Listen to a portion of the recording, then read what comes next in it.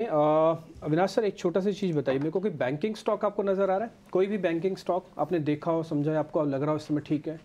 नहीं, मेरे ख्याल से आई थिंक जो फ्रंट लाइन एसबीआई है, इनफैक्ट मुझे लगता है नंबर्स शायद कल या परसों आने वाले हैं। जिस प्रकार के नंबर्स बैंक ऑफ बड़ौदा के आ गए, मुझे लगता है कि हर पैमाने पे एसबीआई काफ़ी अच्छा नंबर दिखाने का पोटेंशियल रखता है। सारे सब्सिडरीज भी काम अच्छा कर रहे हैं, प्लस जिस प्रकार की एसेट क्वालिटी ग्रोथ, जिस प्रकार का डिसबर्समेंट हो रहा है, आई वुड सजेस्ट कि इवन एट डीज लेवल 638 640 में अगर शेयर मिलता है तो बहुत ही अच्छा रिस्क रिवॉर्ड आपको मिल सकता है। छोटे बैंक्स में फेडरल बैंक अच्छा है, आईडीएफसी फर्स्ट बैंक अच्छा है, तो बैंकिंग डेफिनेटली एक एवरग्रीन सेक्टर है, बट आपको थोड़ा सा यहाँ पे टाइम और पेशेंस और थोड़ा सा टाइम यहाँ पे इन्वेस्टेड रहना पड़ेगा।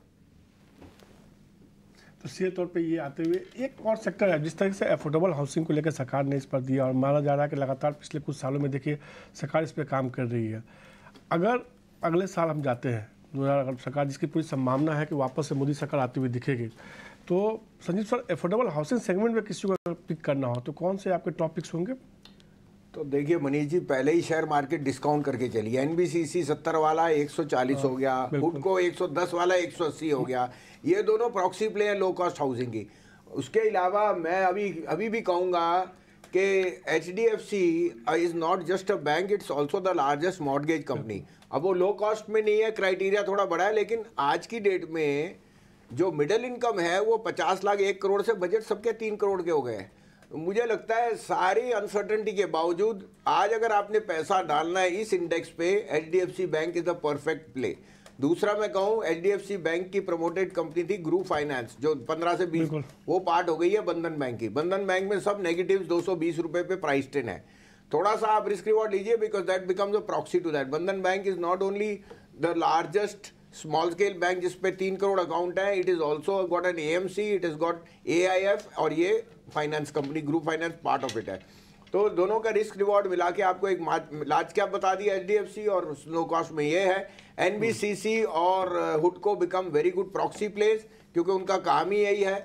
और मुझे लगता है कि कैपेक्स में, जैसे आपने कहा, मैं यहाँ फिर दोहराऊंगा, इंडिया बुल रियल एस्टेट की जो इन्वेंट्री और होल्डिंग है, और जो अब मर्जर की 12 तारीख को अप्रूवल आ जाएगी, इस भाव पे 4500 की मार्केट कैप है। It's a very very attractive play. मुझे याद है कि NBCC से 30 रुपए के आसपास से आप रेकमेंड करें। 35 रुपए 30-35 रुपए से पूछता नहीं था कोई 2 साल में। Debt free company tier 2 tier 3 में सारे CPWD के कॉन्ट्रैक्ट उनके पास थे। आज आप देख लीजिए, proof of the pudding lies in the eating. Avinash sir, इस बजट में एक चीज और निकल के है कि सोलर जो है आने वाले दिनों में बहुत बड़ा थीम होने वाला है सरकार की तरफ से, और जिस तरीके से सरकार इस पर आगे बढ़ रही है, अगर किसी को प्ले करना हो इस सेक्टर में तो कहाँ आप नजर बना के चल सकते हैं?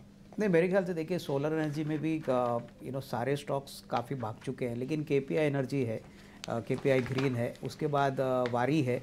मैं समझता हूँ कि देखिए, ये सेक्टर में अगर आपको खेलना है तो आपको कम से कम अगले 2 साल की विजिबिलिटी और 2 साल का टाइम फ्रेम लेके काम करना है, क्योंकि डिमांड बहुत है और गवर्नमेंट भी चाह रही है कि ग्रीन एनर्जी पे ज़्यादा फोकस है। तो मेरे ख्याल से ऑन डिक्लाइंस डेफिनेटली यहाँ पे एंट्री हम कर सकते हैं, बट डेफिनेटली कोई डाउट नहीं कि अर्निंग्स क्वालिटी और अर्निंग्स ग्रोथ जो है वो अगले 1.5-2 साल के लिए बहुत स्ट्रांग रहेगा।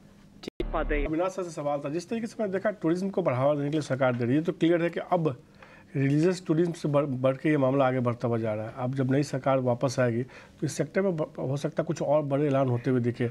इस सेक्टर जो है कोई शेयर्स जो आपको पसंद आता हो कि हाँ, इस पर नजर बना कर रखनी चाहिए, इंडियन होटल के अलावा कुछ और? नहीं, इनफैक्ट मनीष, देखिए, इंडियन होटल्स तो अभी अयोध्या में एक अपना एक बड़ा होटल अनाउंस कर ही रहा है, लेकिन एक कंपनी जो आपके चैनल पे जहाँ पे कंपनी के प्रमोटर ने बात की थी, जिसका नाम है प्रवेक, आई थिंक उनका काफ़ी बड़ा पोजीशनिंग अयोध्या में भी है, लक्षद्वीप में भी उन्होंने ऑलरेडी रिसोर्ट बनाने की बात की है।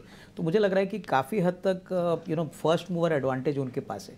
तो कहीं ना कहीं मुझे लगता है कि अगले साल, दैट इज़ FY25 के लिए, इसका जब ऑपरेशन शुरू हो जाएगा तभी आपको बहुत तेज़ी से देखने को मिलेगी। इनफैक्ट कंपनी के मैनेजमेंट ने हमको कहा है कि अयोध्या में अगले साल, दैट इज़ नेक्स्ट 12 मंथ्स में, ऑक्यूपेंसी ऑलमोस्ट 100% होगी। तो इतनी एपिटाइट वहाँ पे अभी रिलीजियस टूरिज्म के लिए, तो जो नए लोग भी आएंगे उनके लिए भी अपॉर्चुनिटी बढ़ी है। लेकिन ये एक नया सेगमेंट है होटल सेक्टर के लिए, और काफ़ी लोगों ने कहा है कि ये बेसिकली क्राइसिस फ्री सेक्टर है, जहाँ पे कुछ भी हो जाए लेकिन लोग मंदिरों में जाना बंद नहीं करेंगे। बिल्कुल, मंदिरों में जाना बंद नहीं करेंगे। सोनिया, आप मेरे को जरा एक कोई ट्रेड है तो बता दो, कुछ मिल रहा है तो ट्रेड से नहीं जाएंगे ना, बात पैसे भी तो चाहिए। जी डेफिनेटली, आई थिंक अभी SBI लाइव पे हम देख रहे थे, काफ़ी अच्छे एक मूवमेंट आया था। So I think SBI live 1450 call recommend कर सकते हैं, अभी भी आप देख सकते हैं।